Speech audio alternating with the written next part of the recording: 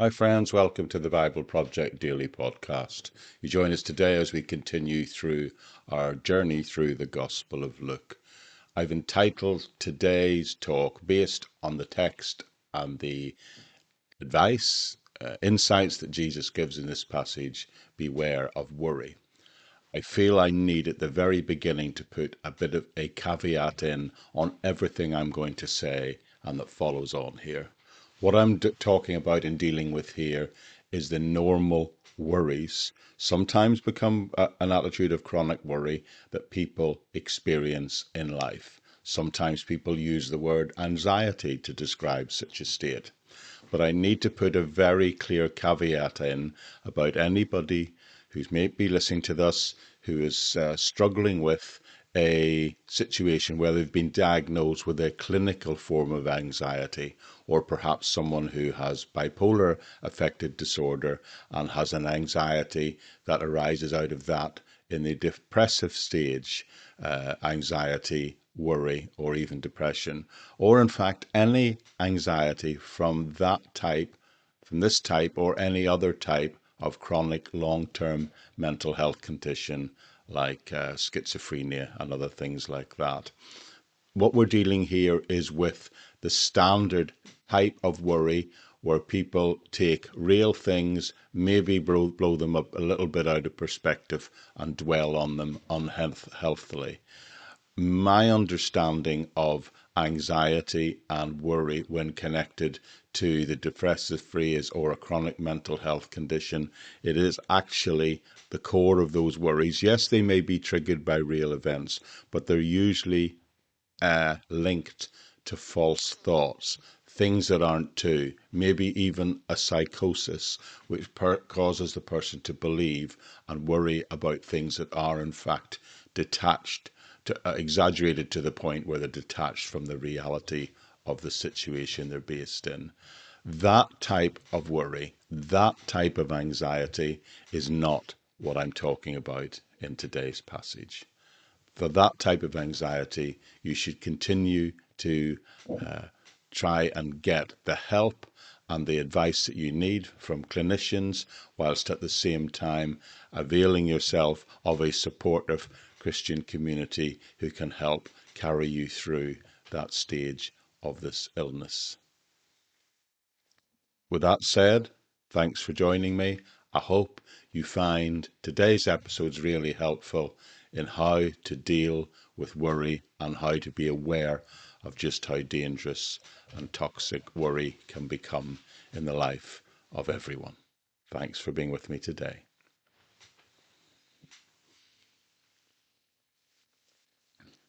Hi friends, welcome to today's episode of the Bible Project Daily Podcast. Today we're covering Luke chapter 12, verses 22 to 34.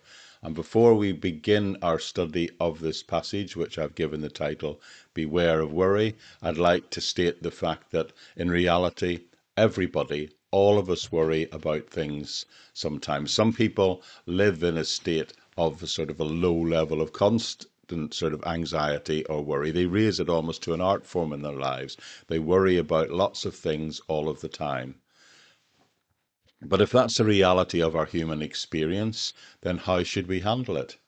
Well, I'm thrilled to be able to tell you that we're able to approach the best expert that there's ever been when it comes to dealing with issues like that. And I'm sure, well, are you interested if I was to tell you that Jesus gives us some wonderful tools and insights in how to handle this aspect of life? We've got to remember that if Jesus is indeed God in human form, then we can also understand that he is the one who knows us, created us, put us together, actually, knows every hair in our head. So I think it's really useful, important, and helpful if I share with you what Jesus taught about worry, and more importantly, how we should deal with it, how we should handle it. And I'll do that. First of all, I'll begin by reading the verses we're going to cover today, which is a fairly lengthy passage, and then we'll go through it together, section by section. So it begins Luke chapter 12, verse 22, and it says this. Then Jesus said to his disciples, Therefore, I tell you, do not worry about your life, what you will eat, or about your body, what you will wear, for life is more than food, and the body more than clothes. Consider the ravens. They do not sow or reap. They have no storeroom or barn, yet God feeds them. And how much more valuable you are than these birds. Who of you, by worrying, can add a single hour to your life? Since you cannot do this very little thing, why do you worry about the rest? Consider how the wildflowers glow. They do not labor or spin, yet I tell you, not even Solomon in all his splendor was dressed like one of these. If that is how God clothes the grass of the field, which is here today, and tomorrow is thrown into the fire, how much more will he clothe you, you of little faith? And do not set your heart on what you will eat or drink. Do not worry about it. For the pagans who run the world after all such things, and the Father knows exactly what you need. But seek first his kingdom, and these things will be given to you as well. Do not be afraid, little flock, for your Father has been pleased to give you his kingdom. Sell your possessions and give to the poor. Provide purses for yourself that will not wear out, a treasure in heaven that will never fail, where no thief comes near and no moth can destroy. For where your treasure is, there your heart will be also. Okay, there's a lot in this passage, but the structure of it is relatively straightforward. The first thing he does is he introduces by saying simply do not worry. And after that, he establishes, I would say, a way to approach life, how to manage worry. So I think it's worth looking at this again. So let's begin with the opening section. Now, before we even get into it, we see in verse 22 that he's speaking to his disciples. So please note, this is important, friends. This is initially addressed to believers. He's not saying this to unbelievers, as becomes more and more evident as the passage progresses. He's talking to people who have recognized him as their Lord. Then looking at verse 22, he begins by saying, therefore. Now, I've said before, any time in the Bible where you see the word therefore at the beginning of a passage, you need to ask, what is it there for? Well, in this case, it's a conclusion based, he's going to offer now a conclusion based at what he's just taught. And do you remember what he's just talked about? Well, I know it's what we looked at yesterday, but the basic idea yesterday was about not coveting, not being greedy. So therefore, he says, because of having had that discussion about that, he says you should not worry either. Now, in the latter part of the passage yesterday, he actually told people to lay up their treasure in heaven, lay up the things that are rich towards God, not to covet the things of this world, but to desire the things that are rich, are riches in the kingdom of God, and lay up those things, an investment, if you like, in your spiritual life. And if you're doing that, then you're in a position where he's saying you don't need to worry about these other things. And this passage here is meant to emphasize the importance of now having made the decision to not to worry, not to be greedy, not to covet. He's emphasizing the importance of now there's no logic to worrying about the material things in life anymore, such as food and clothing. Instead, we should be in a position of trusting in God's provision for all those worldly things in our life. So as Jesus is guiding his followers away from a preoccupation with possessions and the anxieties associated with living that way. Isn't this very different to how the gospel is presented by some on the fringes of the church today? So let's break down what he says into the key points and the two things that I think he suggests that we use as strategies to address any potential problem of worry or anxiety in our life. He's telling us right from the get-go that life is not really about material possessions. He recognizes that a lot of worry in people's lives is about in a sense, getting stuff, but it's about the fear of losing the material possessions, the material securities that they already have. And Jesus is highlighting the significance of life being something that is way beyond just our physical needs. He's contrasting the value of life, the real meaning of life, with the pursuit of pursuing those things, which in essence boil down to nothing more than chasing after food, clothing, and material possessions, emphasizing that our existence, our very existence, and our view of ourselves and God's view of us is not defined in any way by anything we possess. And he uses this wonderful picture when he says, consider the ravens in verse 24. So he uses the examples of birds, but ravens were a type of bird which, as it tells us, didn't sow, didn't store up food, yet like all birds, God provides for them. And he asks for his, and then he says to his followers, don't you realize that you're more valuable than these birds, which God provides for them everything you need?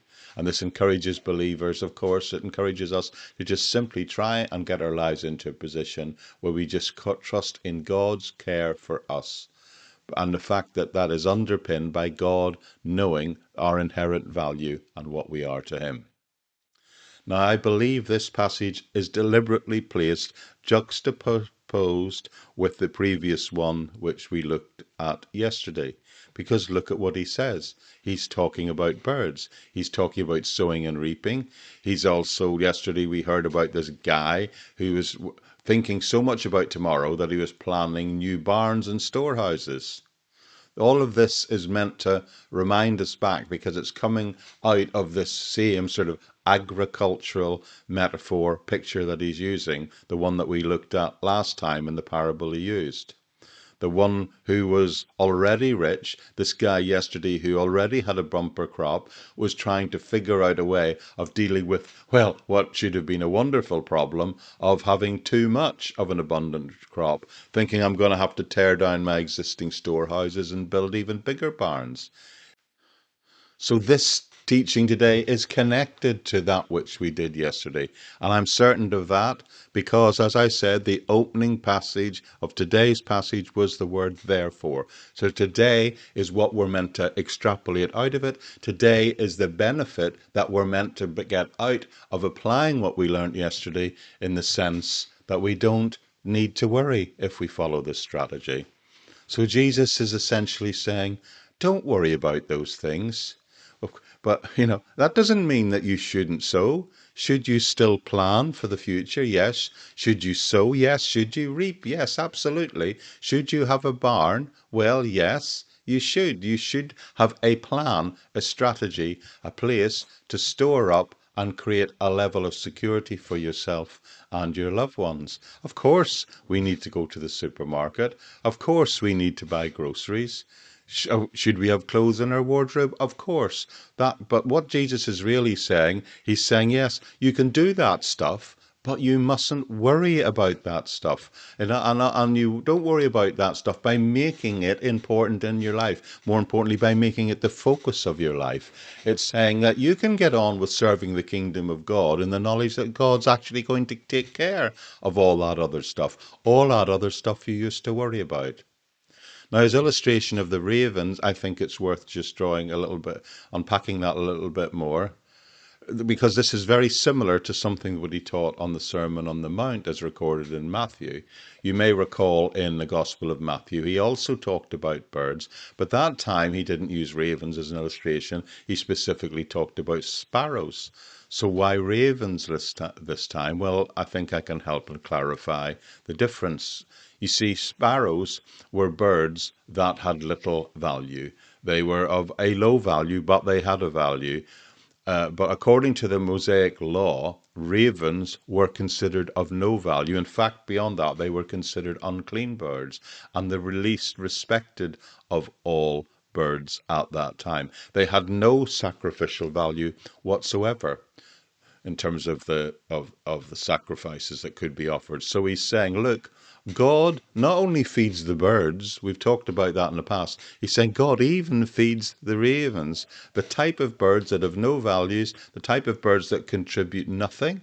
They don't even choose to live anywhere. They're scavengers. They don't set up nests in barns. Yet still, God chooses to feed them and provide them what they need in a daily manner. So they're not in any way a valuable birds. Yet God cares for them. So this is how we are to understand and handle such things such as worry and anxiety. We've got to remember that God takes care of everything. And he uses this exaggerated limit, if you like, setting no limit, rather, to the value that God places in terms of his creation by caring for everything. So to be rich in God, we've got to remember that God feeds the birds, and he even feeds the bird brains like you and I. Then he raised this other thought. Which of you by worrying can add an inch, a cubit actually, he says, to your stature? Now, a cubit was a measurement from the tip of the fingers to the elbow, usually considered to be about 18 inches. Some say it was a little bit longer. But the key point is clear. If I was to challenge you today to focus on trying to increase your height by just thinking on it, focusing on it, and you to do that for 7 days, for a week, 24 hours a day, and if you came back and measured yourself again, how much height do you think you will have added? Well, clearly, you're not able to do anything about that. And this is a very useful metaphor to describe what worry's like. He's literally saying worry is useless. It's as useless as trying to increase your height.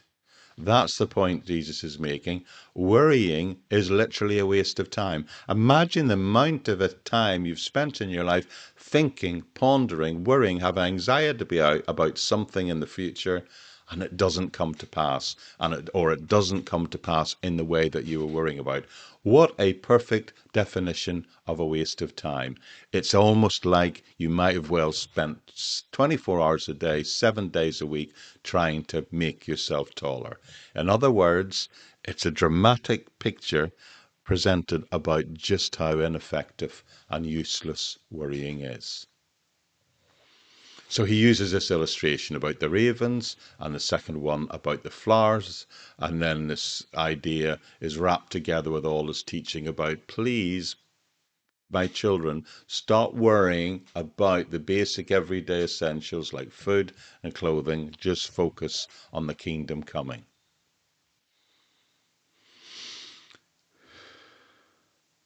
Now, at the end of yesterday's passage, Jesus concluded by urging us not to lay up treasure for ourselves on earth, but rather focus on laying up treasure in heaven. In other words, the switch comes from being rich towards God rather than trying to build up riches in this world. And being rich towards God really only involves having faith. James also in his letter, New Testament letter, speaks about those people who are rich in faith. So you see, if you are rich towards God, the way to be rich towards God, rather, it all comes down to living the life of faith, in trusting God's provision. And by being rich in faith, then you trust in God's provision, and you know and trust in God will give you what you need day to day, and will also carry you through the problems, the issues that you will face day to day. So to sum this all up, Jesus instructs us not to have anxiety about any of the things of this world. Of course, starting with the basic illustration of not worrying about what we should eat or drink, but he's going way beyond that. He's saying that we should not worry about anything. We should simply live in the knowledge and the faith that God plans to provide us with everything we need, even what we need to get through with the difficult things in life. And that is how we're able to deal with an anxious mind, to deal with the problems of worry and anxiety. In other words, it's an illogical waste of time doing about those things. You can't do this, and it's not logical to do this and have anxieties if you truly are trusting in God and believing in the character of God and how much He cares for you. Now, the Greek phrase translated anxious mind in this passage, it's intriguing because it's a word rather that's used to describe a ship caught in a storm. It refers to being tossed all over the place. So both in James and both here, the term anxious mind is used to refer to this idea of a ship having a personality where you're a bit like a ship cast adrift in a storm. In fact, in James 1:6, he is comparing the waves of the sea having the effect of driving and tossing that person towards danger because of the sort of instability in the life of this way of thinking. So the advice here by Jesus is don't let this whirlwind of thoughts toss your life like a ship in a storm.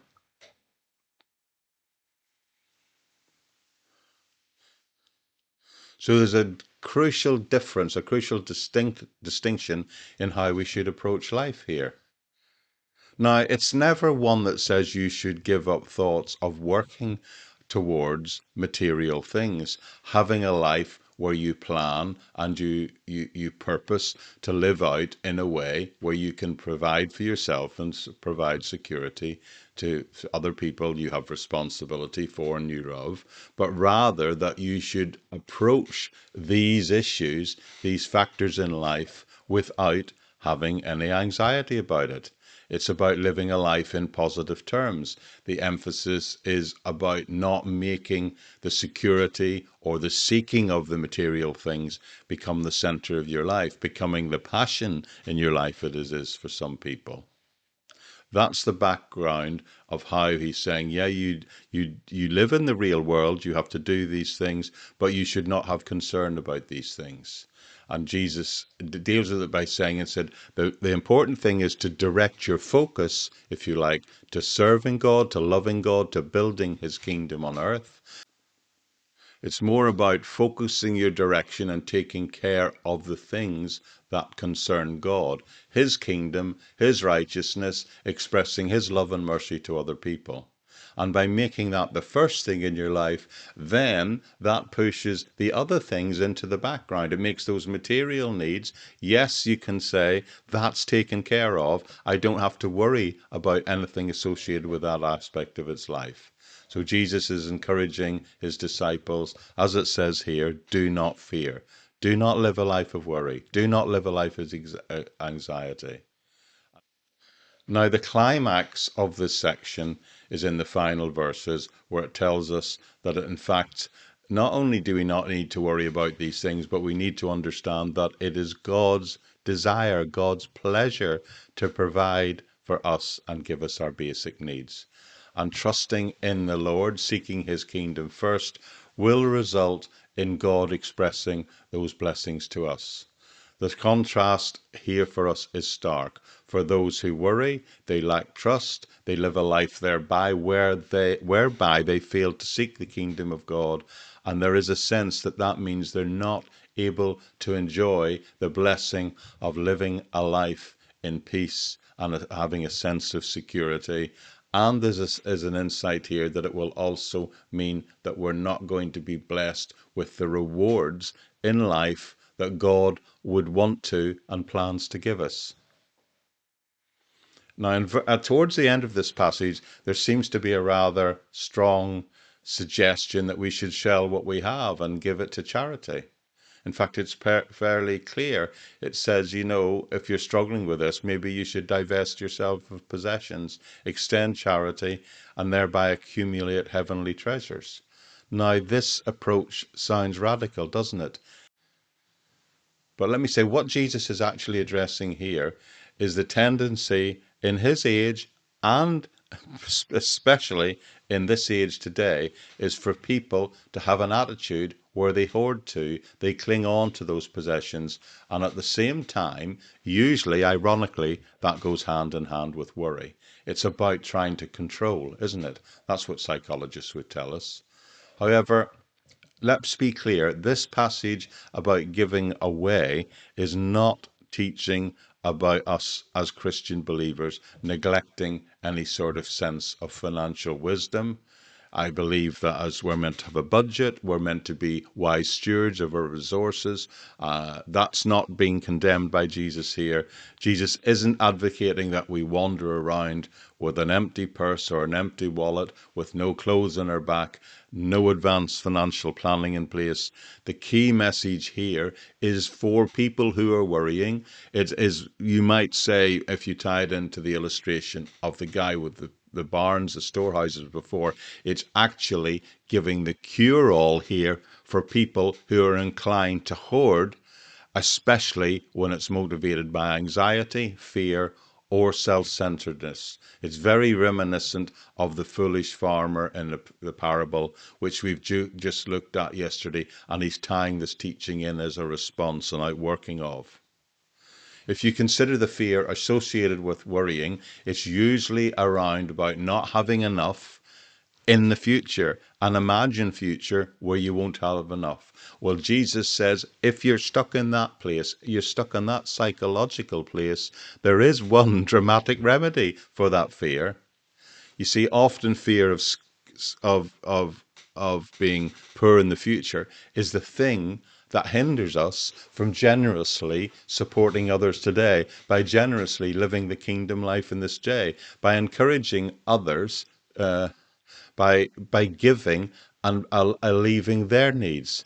So Jesus is challenging us here. If you're in the grip of a fear of poverty, which is not based in a reality, he suggests that the way out of that is to be more generous in your life, to give it and to help other people. And that way you are in fact storing up treasure in heaven. So this final verse at the end of this passage exposes the connection between the treasures of the heart and the fact that we are called on certain occasions when we haven't got the balance right to respond to that wrong way of living by simply giving generously of that which we have hoarded and stored up, so that in a sense we're translating it from that worldly place into a treasure in heaven. Now, sometimes the conventional understanding of this verse is actually reversed, incorrectly, I believe. Many would take this verse and try to preach that if you're right to God, before God, he will give you, he will bless you. However, I believe what Jesus is presenting here is saying, no, what you're meant to do is give first and your heart will follow, and that you will be rich in the blessings of God and that you're storing up treasure in heaven. So, here's the ironically, a counterintuitive teaching of Jesus. When you are specifically worried or fearful about material needs, financial needs, Jesus provides a solution to trust God, to seek his kingdom, and yes, to be generous with other people. Not to the point of foolishness, not to the point of neglecting your financial responsibilities, but if your inclination is to hoard and to worry about the future by putting more and more aside, then the response to that is to switch it, to make a decision to use those resources to meet the needs of others, to bless other people. And then your heart, of course, is more aligned with God's heart for other people. And then you are actually, in effect, storing up heavenly treasures. So the formula of this passage is clear. The pattern of this passage is clear, is a better way of describing it. Don't worry, trust God, seek his kingdom, and always, friends, be generous. Give generously, because your heart is where you place your treasure. Is your focus on earth, on earthly things, or on heaven? So that's the deal. And if that's the case, and that's the insights, so why are we worrying? Well, let me close by saying two things. Number one, do not worry. Worry is wrong. Anxiety is wrong. I understand the caveats of clinical depression, clinical anxiety, but in the normal course of things, worry is unnecessary. It serves no purpose. It does nothing for it. It doesn't change the situation. It is literally useless, a waste of time. Sadly, some of us worry about everything all the time. But this passage, I know it sounds simple. God is saying, if you're a believer, if you've trusted in Him, then you absolutely have nothing to worry about. The eternal has been taken care of. And number two, I wonder if you can guess what I'm going to say. Simply, friends, firstly, don't worry. And secondly, trust in God. That is the cure, the panacea for a life of worry. Life and meaning in life can never be found in hoarding or building up material possessions, because that's not real wealth in God's economy. Wealth, richness in God's economy is about the depth of our relationship with Him, the maturity of our spiritual relationship with our Father. You see, the beginning of worry as it comes into our life is the beginning of the corroding and the ending of our faith. One, as one increases, the other decreases. And the beginning of faith, therefore, the more we trust in God, can be, friends, the beginning of worry, anxiety, and fear in your life. And that's the sum of this, friends. You have a choice to face every day. You can go to bed and you can toss and turn, or you can go to bed and you can trust in God and turn over those things that you're worrying about to Him, and then live your life by seeking first the kingdom of God and not considering the things of this world as your primary motivation. I do hope you found that helpful.